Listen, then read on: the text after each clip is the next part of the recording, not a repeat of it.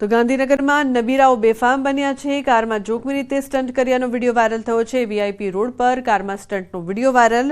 Song સાથે કારમાં જોખમી રીતે સ્ટન્ટ કર્યા। કારમાં સ્ટન્ટ કરતા નબીરા પોલીસની ઝપટે ચડ્યા। તો પાટનગરની પોલીસનો જાણે કોઈ ડર જ ન હોય તેમ નબીરાઓ કારમાં જોખમી સ્ટન્ટ કરતા નજરે પડ્યા હતા, ત્યારે પોલીસે તેમને ઝડપી લીધા હતા। તો આ નબીરાઓને કેમ પોલીસનો ડર નથી તે મોટો સવાલ અહીં ઉપસ્થિત થઈ રહ્યો છે। સાથે સાથે જે પ્રકારથી આ નબીરાઓનું ક્યારે પોલીસ સરઘસ નીકાળશે કે તેઓમાં ડરનો માહોલ જોવા મળે ને કાયદાનો પાઠ ભણાવાય। કોઈ મોટી દુર્ઘટના સર્જાઈ હોત તો જવાબદાર કોણ, તે પણ ન્યૂઝ 18 ગુજરાતી સવાલ ઉઠાવી રહ્યું છે।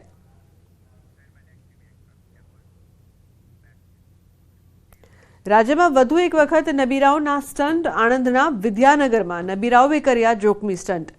નબીરાઓ દરવાજો ખુલ્લો રાખીને કાર ચલાવતા જોવા મળ્યા। સ્ટન્ટ દ્વારા પોલીસને પડકાર આપી રહ્યા છે નબીરા। વડોદરાની ઘટનાના પડઘા હજુ શાંત નથી થયા, ત્યાં જ આણંદમાં સ્ટન્ટનો વિડીયો વાયરલ થતા પોલીસ તંત્ર પર ઉઠી રહ્યા છે સવાલો। વડોદરામાં મેડિકલ સ્ટોરના લાયસન્સની આડમાં કફ સિરપનું બેફામ વેચાણ થતું હોવાનું સામે આવ્યું। યુવાનોમાં કફ સિરપનું વેચાણ કરતા 2 આરોપીઓની ધરપકડ કરવામાં આવી છે। યુવાનો હવે નશો કરવા માટે કફ સિરપનો ઉપયોગ કરતા થયા છે, તેથી કફ સિરપના વેચાણમાં પણ વધારો થયો છે। યુવાઓ નશો કરે છે અને અકસ્માત જેવી ઘટનાઓને અંજામ આપે છે, ત્યારે એસઓજીની ટીમે બાતમીના આધારે કફ સિરપનો મોટો જથ્થો જપ્ત કર્યો છે। વિપુલ રાજપૂતના મકાનમાંથી 2570 નંગ કોડીન કફ સિરપનો જથ્થો મળી આવ્યો। ઉલ્લેખનીય છે કે વિપુલ રાજપૂત અને કેયુ રાજપૂત નામક શખ્સો રાજપૂત વાઘોડિયા રોડ પર અલગ અલગ મેડિકલ સ્ટોર ધરાવે છે। તેઓ મેડિકલ સ્ટોરના લાયસન્સની આડમાં નશો કરતા લોકોને કફનો સિરપનો જથ્થો પહોંચાડતા હતા। તો પોલીસે હાલ કફ સિરપનો 7,89,000નો મુદ્દામાલ જપ્ત કર્યો છે।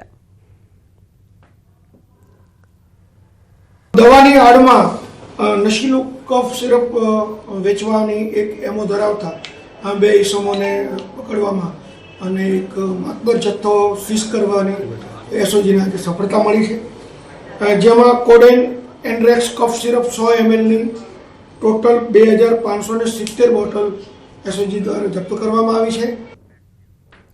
તો ભાવનગર જિલ્લાના વલ્લભીપુર તાલુકામાં બિસ્માર રસ્તાથી લોકો પરેશાન થયા છે। પાટણાથી રાજગઢ ગામ તરફ જતા માર્ગ પર ડામર ઉખડી જવાની સમસ્યા ફરીથી ઊભી થઈ। આ માર્ગ પર 6 કિલોમીટરનું રીકાર્પેટિંગ કરવામાં આવ્યું હતું, પરંતુ થોડા સમયમાં જ ડામર ઉખડી ગયો છે, જેના કારણે વાહન ચાલકો માટે આ માર્ગ પરથી પસાર થવું ખૂબ મુશ્કેલ બની ગયું છે। સ્થાનિક રહેવાસીઓ અને વાહન ચાલકોએ આ સમસ્યાને લઈને અવારનવાર ભાવનગર જિલ્લા પંચાયતના માર્ગ મકાન વિભાગના અધિકારીઓને જાણ કરી, આમ છતાં રોડનું રિપેરિંગ કામ કરવામાં નથી આવતું।